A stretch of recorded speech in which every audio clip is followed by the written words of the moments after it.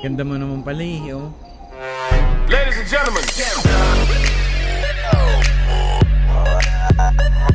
Ngayon, i-reveal po natin yung mga TikTokers at malay mo buddy, ma-call out natin sila. Tapos, maset natin ng date. Dito po yung dating spot dito sa Billionegang Garden buddy. Picnic date buddy. Ano?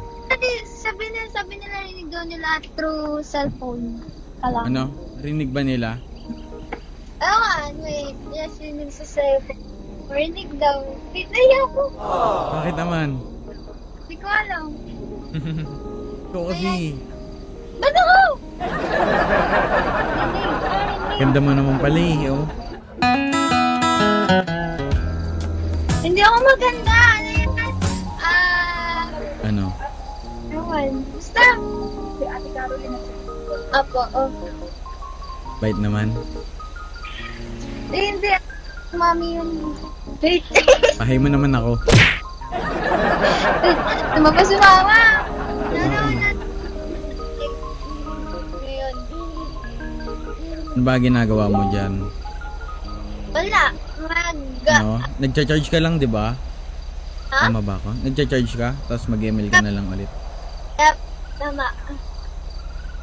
Ikaw eh. Wait, nahiya ako. Sorry ah. Ako din, nahiya din ako eh. Nahiya ka pa ako ng tong. Ako na ako nahiya. Ano ba yan? Ang ngiti naman dyan. Ayoko na Okay. nag- Uy ah! Ha? Wait lang, ang pangit ka dun. Pangit ka ba doon? Isa pa nga. Ayoko na nag-magbayad na. Ano? Okay na? Papakit ako. Eh, pakit ka naman. Hindi ako pwede. Dig. Ay, naku. Ako, sorry. Hindi ko talaga alam kung ano masasabi ko ngayon eh. Ano mo yun? Bakit? Kasi, ka-video call kita eh. Papi yung ka-video call kita eh. Ikaw, ano talaga ako? Parang ano, nade-deja vu ako. Parang nangyari na to sa panaginip ko.